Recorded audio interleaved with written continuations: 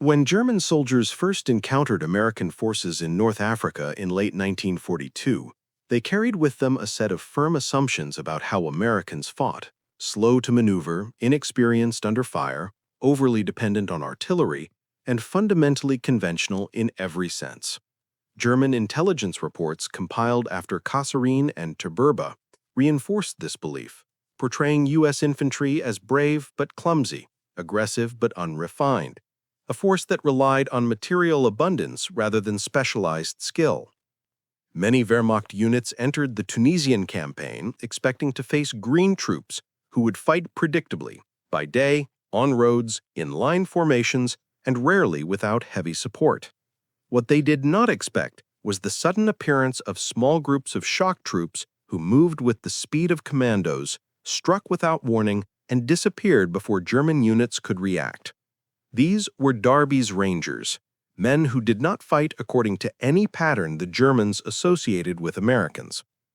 The first major shock occurred during the night assault on the Vichy French coastal batteries at Arzew on 8 November 1942. Although the Vichy garrison capitulated quickly, German observers documented with surprise the silent landing, rapid infiltration, and coordinated seizure of gun positions in complete darkness. Nothing about the operation resembled the lumbering, firepower-heavy landings the Germans expected from the U.S. Army. It was a hint of what was coming, but the Wehrmacht would not feel the full force until Sened Station in early 1943, when Rangers conducted a pre-dawn assault through rough terrain to capture a strongly held Tunisian outpost. A German officer from the 10th Panzerdivision wrote in his report that the attackers did not move like Americans. He meant it literally. They advanced fast, low to the ground, using cover instinctively and closing the distance before German heavy weapons could react. To the Rangers, this was simply doctrine. William O. Darby, their founder, had built the battalions around British commando principles: speed, stealth, initiative, and decentralized decision-making, but fused these principles with American aggression and fire discipline. Rangers trained to infiltrate by night, strike from unexpected angles, and fight at close range. They learned hand-to-hand combat, silent killing techniques, and fast-paced small unit movement through terrain that regular infantry would avoid. They did not wait for artillery to soften a position. They did not advance in large lines. They came in small, lethal teams, unpredictable, unorthodox, and completely alien to the Wehrmacht expectations. For German soldiers accustomed to facing British infantry, French troops, or even Soviet riflemen, the Rangers represented something they had never encountered from the Americans. Regular U.S. infantry typically advanced with tanks, fired from distance, and relied on heavy support. Rangers did the opposite. They attacked where support could not follow, through ravines, over rocky slopes, across riverbeds, through gaps in the line. And because German units in Tunisia relied heavily on fixed defensive positions supported by interlocking fields of fire, Ranger tactics exploited a structural weakness. The Germans were least prepared to fight elite raiders in close quarters. German POWs later described how unnerving the Rangers were during those early encounters. They noted that Ranger patrols appeared behind their lines without explanation, struck rapidly with small arms and grenades, and vanished before German squads could form a counterattack. At Sened Station, Rangers covered 12 miles of harsh terrain at night to launch a surprise assault that the Germans admitted they did not consider possible for American troops. This was a recurring theme in POW reports: disbelief that Americans could move so fast, navigate so well in darkness, and coordinate so effectively without radios or heavy equipment. By the time the campaign shifted to Sicily in July 1943, German units were already warning each other about the black-booted Americans who fight like English commandos. At Gela, Rangers moved through dunes and vineyards to strike German paratroopers from the flank. At Catenanueva, they infiltrated through irrigation ditches and dry creek beds to hit Hermann Goering Division troops at close range, overwhelming machine gun nests before they could stabilize their defense. German survivors of the Catenanueva fight later told Allied interrogators that Rangers were the most dangerous American soldiers because they closed the distance too quickly for German firepower to matter. This early psychological impression set the stage for everything that followed. To the Germans, American infantry came in two distinct types: the regular formations, predictable, line-oriented, firepower-dependent, and the Rangers, who operated like predators. Rangers were not numerous. In most fights, they were outnumbered, but they used their small size as an advantage, slipping through gaps, attacking isolated positions, and turning strong points into liabilities by approaching from directions the Germans did not defend. The result was a growing perception within the Wehrmacht that they were facing a uniquely dangerous opponent, one who did not fight by the rule book, did not hesitate, and did not retreat when confronted by superior numbers. The Rangers shattered the German assumption that American infantry lacked finesse or tactical imagination. They proved instead that the United States had its own elite raiders, every bit as capable as the British commandos or the German Gebirgsjäger. And for the first time, German frontline units learned that the most dangerous American on the battlefield was not the tank commander, not the artillery observer, not even the paratrooper. It was the Ranger, the soldier who moved faster, hit harder, and refused to fight like anyone the Wehrmacht had ever faced. The Germans expected Americans to fight in the open, by day, with long lines of rifles and supporting fire. What they found instead, especially in Sicily and Italy, was that Rangers preferred the opposite: darkness, confined spaces, and close-quarter combat where surprise and aggression mattered more than numbers. German POWs consistently described their first Ranger encounters as moments of shock, not because the Rangers were superhuman, but because they violated every assumption the Germans held about American behavior on the battlefield. Wehrmacht infantry doctrine relied heavily on firepower at range, machine gun dominance, overlapping fields of fire, and quick counterattacks. That doctrine collapsed the moment the Rangers stepped within 20 meters of a German position. In close terrain, vineyards, olive groves, stone terraces, and mountain ridges, Ranger platoons moved with an economy of motion the Germans had only seen from elite units like Brandenburgers or Gebirgsjäger. They advanced low, silent, and fast, making use of darkness and terrain in ways regular infantry units rarely attempted. Allied after-action reports show entire Ranger companies traveling miles at night without a single accidental rifle click or canteen rattle. German officers noted bitterly that Rangers behaved as if they had lived on the ground their whole lives, a direct contrast to the stereotype of Americans as loud, casual, and undisciplined. One of the earliest and clearest examples came at Catania Nova in Sicily, July 1943.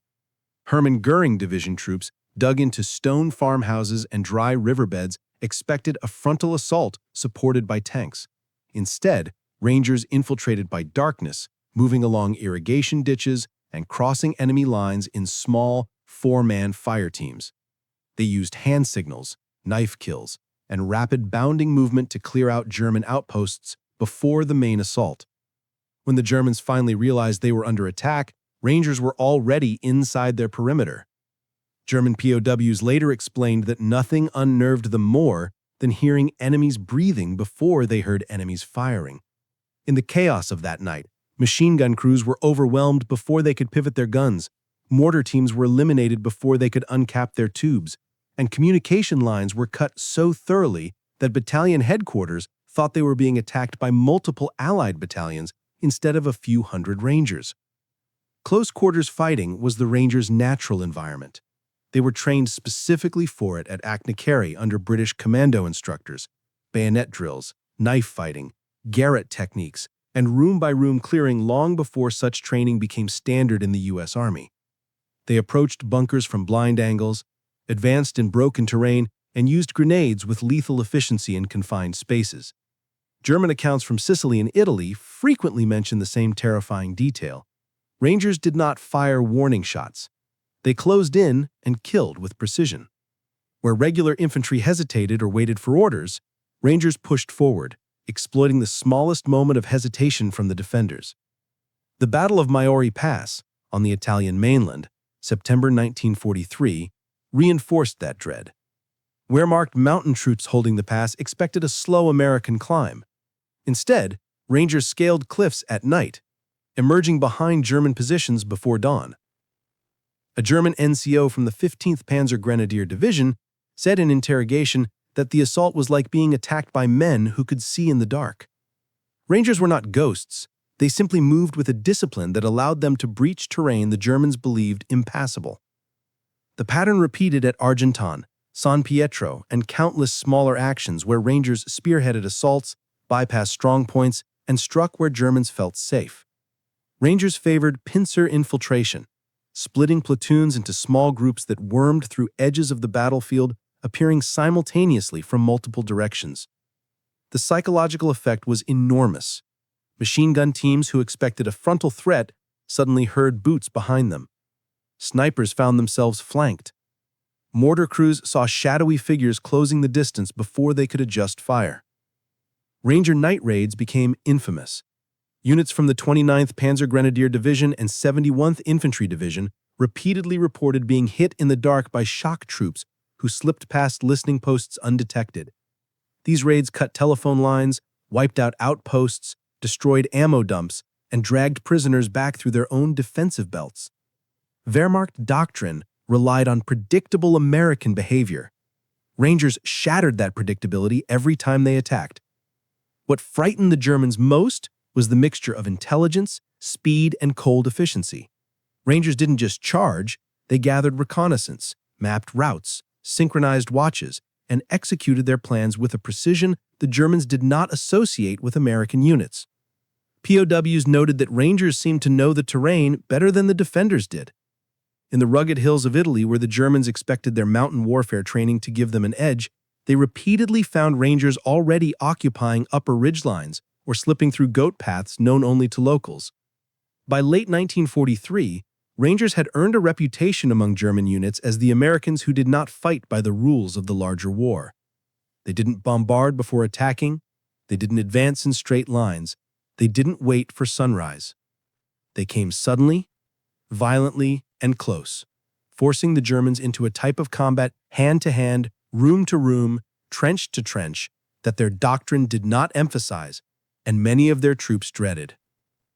This was the second major reason German POWs later named the Rangers the most dangerous American soldiers they faced. The Rangers took away the two things Wehrmacht infantry relied on most: distance and preparation. In their place, they imposed chaos, darkness, and close-range violence. And once German troops understood that these men were not ordinary Americans, fear became a constant companion on any front where the Rangers operated. By 1944, as the war shifted from the mountains of Italy to the hedgerows and beaches of France, German units had learned a hard lesson. When Rangers were in the area, nothing happened according to plan. The Wehrmacht prided itself on disciplined defensive structures, minefields, interlocking machine gun positions, fallback lines, and predictable kill zones. These systems had worked against the British, the Soviets, and often even regular American infantry. But Rangers had no interest in fighting along the lines that the Germans prepared. Instead, they moved fast, thought fast, and fought fast, compressing the timeline of battle so brutally that German units were often defeated before their officers could properly issue orders. German POWs repeatedly emphasized one word when describing the Rangers: Schnelligkeit, speed. Not speed in the sense of vehicles or mechanization, but speed in human movement, decision-making, and tactical adaptation. Rangers could march farther than regular U.S. infantry, maneuver through terrain that Germans assumed was impassable, and launch attacks long before the defenders were fully aware they had been located. Their raids often began before dawn, escalated within seconds, and ended with German positions overrun in mere minutes. It was this tempo, this refusal to fight a prolonged attritional battle, that stunned Wehrmacht troops who were used to structured engagements. A particularly revealing example occurred at Anzio, where the Rangers operated in terrain the Germans believed inherently defensive. Marshes, canals, and narrow roads created what Wehrmacht engineers considered ideal killing grounds. Yet Ranger patrols slipped through German screens with uncanny ease. German soldiers reported that Ranger units appeared seemingly out of nowhere, at the flanks, behind trenches, and occasionally even inside communication trenches before dawn roll calls were complete. One POW from the 715th Infantry Division admitted that they never truly held ground against Rangers because the Rangers refused to acknowledge conventional front lines. This unpredictability formed the second pillar of German fear. Wehrmacht doctrine was built around anticipating enemy actions. If the Allies attacked here, the Germans counterattacked there. If Allied artillery shelled a sector, that sector was reinforced. But Rangers rarely approached from the direction expected. If the Germans planned for a frontal assault, the Rangers came from a drainage ditch. If the Germans fortified a hillside, the Rangers climbed the cliffs to night and surprised the defenders at first light. To the Germans, it defied logic. Americans were not supposed to climb mountains in the dark, much less attack simultaneously from multiple angles. The third component Germany feared was the Rangers' aggressive mindset. Rangers were trained to seize initiative, push relentlessly, and close with the enemy, traits that mirrored the best German shock troops, but were completely unexpected from Americans. Instead of falling back under machine gun fire, Rangers would dart forward, cross small arms kill zones, and assault the source of fire directly. They used cover dynamically, bounding 2 or 3 men at a time, rotating suppressive fire with assault movement, and pressing forward even when outnumbered. German accounts from Sicily, Italy, and Normandy all describe moments when Ranger platoons pushed attacks far faster than German officers could reroute reserves. At Gela, Rangers counterattacked German paratroopers and armor with such speed and determination that surviving POWs later said they believed they were being attacked by elite British or Canadian units. It shattered the deeply held assumption that Americans avoided decisive close combat. When D-Day came, German troops defending Omaha Beach expected to face slow-moving infantry pinned on the sand. But the Rangers of the 5th Battalion didn't follow the script. They scaled the bluffs, infiltrated the draws, and assaulted the WN-70 and WN-72 positions before many German machine gun crews realized they were being flanked. German defenders from the 356th Infantry Division later admitted in interrogation that they assumed elite Allied commandos had broken their line. It wasn't commandos. It was Rangers executing infiltration tactics identical to those they had used in Sicily and Italy. The Germans suffered from another disadvantage that intensified the Rangers' psychological impact: their own overconfidence. Wehrmacht troops had been trained to underestimate American infantry. They believed U.S. soldiers were heavily dependent on radios, vehicles, and officers. But Rangers fought with decentralized command. Squad leaders made decisions, fire teams maneuvered independently, and every Ranger was expected to lead when needed.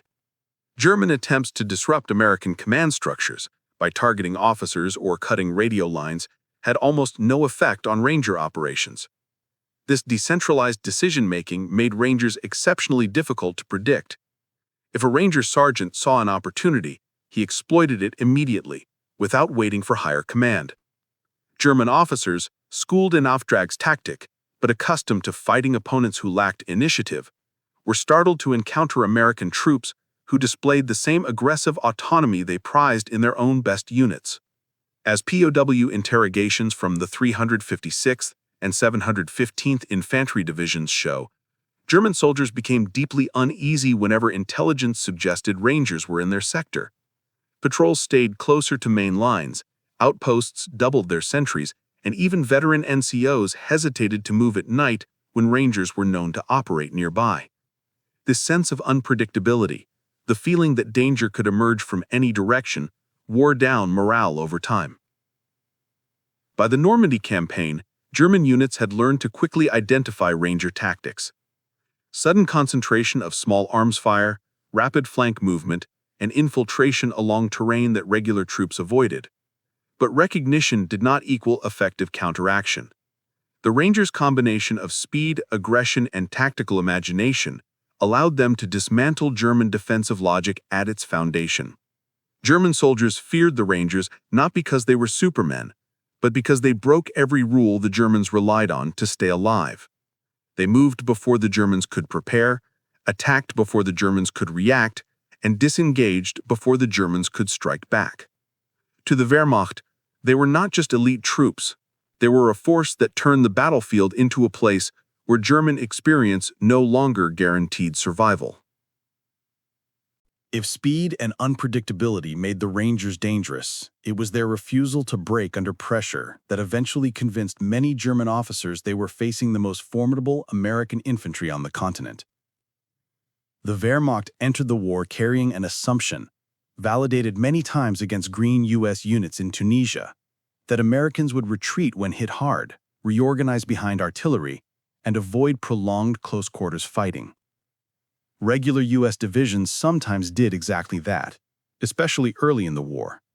But Rangers were another species entirely. They did not collapse when encircled, did not withdraw when outnumbered, and did not break when pinned down by superior fire. Instead, they fought with a tenacity that German veterans associated only with Soviet assault groups or their own Sturmkompanien. Nothing shattered German expectations more violently than the Battle of Cisterna, 30 January 1944. Rangers of the 1st and 3rd Battalions, attempting a deep infiltration to seize the town, marched straight into positions held by the Hermann Göring Division and the 715th Infantry Division, units hardened by years of combat. The Rangers were surrounded almost immediately. German armored cars and tanks closed the exits, machine guns locked the streets, and mortars bracketed every possible fallback route. From the German point of view, the fight should have ended quickly. The encircled Americans were isolated, outgunned, and cut off from support. But instead of surrendering or retreating into a defensive perimeter, the Rangers attacked, again and again. They fought house to house, street to street, moving between buildings under fire so intense that even German assault engineers hesitated to cross open ground. POW interrogations from Cisterna revealed that Wehrmacht soldiers were stunned by the ferocity of Ranger close combat. Ranger teams cleared buildings with grenades and shotgun doors, sprinted across open alleys under machine gun fire, and counterattacked against German strongpoints even while nearly encircled. A German Hauptmann captured later told interrogators, "They fought like trapped wolves. We expected them to surrender. They did not." The Rangers at Cisterna were eventually overwhelmed. Nearly the entire force was killed or captured, but even in defeat, they left such a psychological impression that German units began warning each other, "If you corner Rangers, prepare for heavy losses." This fighting spirit appeared repeatedly in Italy. At San Pietro, Rangers held exposed ridges under artillery fire that shook the mountain slopes, refusing to abandon their positions even when regular infantry units temporarily pulled back. At Carano Ridge, Ranger platoons held off counterattacks by the 29th Panzer Grenadier Division through sheer aggression, launching pushback assaults every time the Germans attempted an organized advance. But it was at Point du Hoc in Normandy that the Rangers permanently cemented their reputation in the eyes of the Wehrmacht, scaling the cliffs under MG-42 fire, taking casualties during the climb, and landing scattered by tidal drift. The Rangers were in a worse situation than Cisterna. They had fewer men, no heavy support, no secure supply line, and no guarantee of reinforcement, yet they attacked immediately upon reaching the summit. German positions were cleared one by one, often with nothing more than rifles, grenades, and raw determination. Even more astonishing to the Germans than the assault itself was what happened afterward. The Rangers held the point for nearly 48 hours, isolated and surrounded, fending off multiple counterattacks from elements of the 352nd Infantry Division and the 914th Grenadier Regiment. German POWs taken later told Allied interrogators that the Rangers fought past the point where normal soldiers stopped fighting. One captured German NCO admitted they believed the Americans on the cliff were a battalion of elite commandos, not the depleted, exhausted handful of Ranger survivors who were still firing when reinforcements finally arrived. This refusal to break, even when surrounded or outnumbered, shocked German officers trained to identify the collapse point of enemy formations. Wehrmacht doctrine taught that most forces would begin to lose cohesion once casualties reached 20 to 30%. Ranger units routinely fought past 50% casualties and continued operating as cohesive combat teams. Another factor amplified German fear. Rangers did not back off when their officers were killed. Unlike many armies where leadership loss caused immediate confusion, Ranger squads were trained so every man understood the mission, terrain, and fallback plans. When a lieutenant went down, a sergeant took over. When the sergeant fell, a corporal stepped in. A Ranger platoon could lose half its leadership and still maneuver like an elite raiding unit. German POWs specifically cited this decentralization as a reason for their unease. We shot their officers, but the men kept coming. At La Cambre and Meissen Battery, small Ranger detachments held ground or seized objectives even when isolated for hours, improvising defense with captured German weapons and refusing to yield an inch. Wehrmacht units learned through bitter experience that Rangers did not panic when cut off. They adapted, counterattacked, and fought with the desperation of men who believed withdrawal was unacceptable. This aspect, the refusal to collapse, terrified German soldiers more than almost anything else. Against most Allied forces, the Germans could predict when morale would falter. Against Rangers, there was no predictable breaking point. Rangers fought until the mission was complete, until they escaped, or until they were physically incapable of continuing. By the final year of the war, Allied intelligence officers conducting POW interrogations began to notice a striking pattern. Whenever the question arose, which American unit did you fear most? The answer was rarely tanks, paratroopers, engineers, or even the famously well-supplied American artillery. Time and again, German soldiers, whether from infantry, Panzergrenadier, Fallschirmjäger, or Waffen-SS units, gave the same response, with the same mixture of respect and dread: Die Rangers. The Rangers. These responses did not come only from men who fought at Pointe du Hoc or Anzio. Even soldiers who had never seen Rangers firsthand were influenced by the rumors circulating through German lines. Stories of Americans who attacked at night, killed silently, bypassed strong points, and refused to surrender. For the Wehrmacht, which relied heavily on predicting enemy behavior, the Rangers represented the ultimate psychological threat, an American unit that did not behave like Americans. During interrogations conducted by the SHAEF G2 Division from 1943 to 1945, several themes emerged that consistently explained why German troops feared the Rangers above all others. 1. They fought like commandos, but with American firepower behind them. German POWs frequently compared the Rangers to British commandos or their own Brandenburgers, but with a critical difference. Rangers were backed by the immense logistical and artillery power of the U.S. Army. This combination stunned them. The Rangers struck like raiders, silent, sudden, and violent, but could also call down a wall of 105mm and 155mm shells if they needed to extract or reinforce. To German soldiers, this mixture felt unfair, even unnatural. One POW from the 35th Infantry Division said, "Commandos attack and disappear. Rangers attack and then hold. That makes them worse." 2.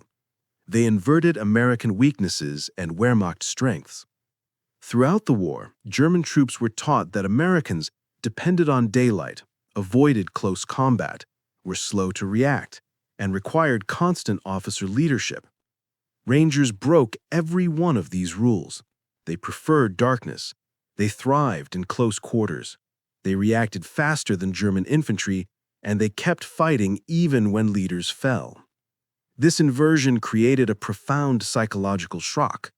A German intelligence summary from late 1944 noted, "Where Rangers operate, normal American patterns cannot be assumed."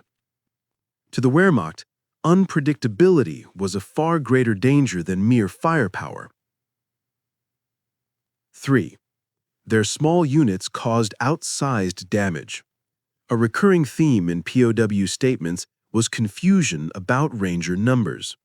German troops consistently overestimated Ranger strength by factors of 3 or 4. A 50-man Ranger platoon was often reported as a 200-man force. A company was mistaken for a battalion. This wasn't exaggeration, it was genuine confusion caused by the Rangers' ability to appear simultaneously on multiple flanks, create shock through speed, and inflict casualties rapidly. At Anzio, a single Ranger company infiltrated so deeply that German prisoners insisted they had been attacked by an entire regiment. These misjudgments spread through the ranks, fueling the unit's fearsome reputation. Rangers became die schwarzen Schatten, the Black Shadows, in the whispered warnings exchanged along the line. 4.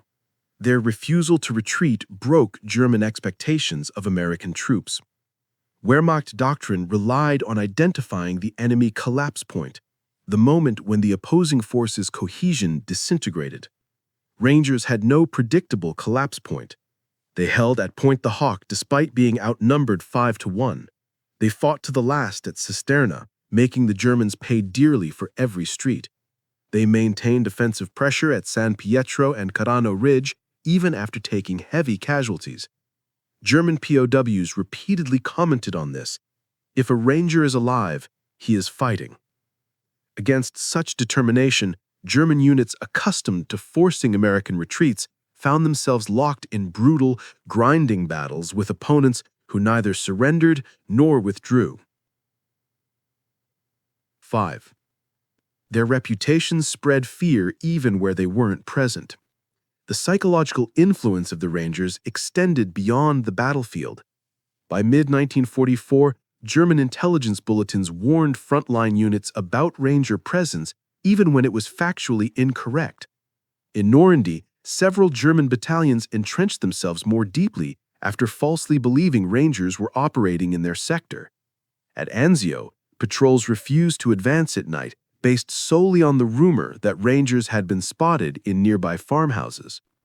One of the most revealing POW quotes came from a veteran Feldwebel of the 71st Infantry Division.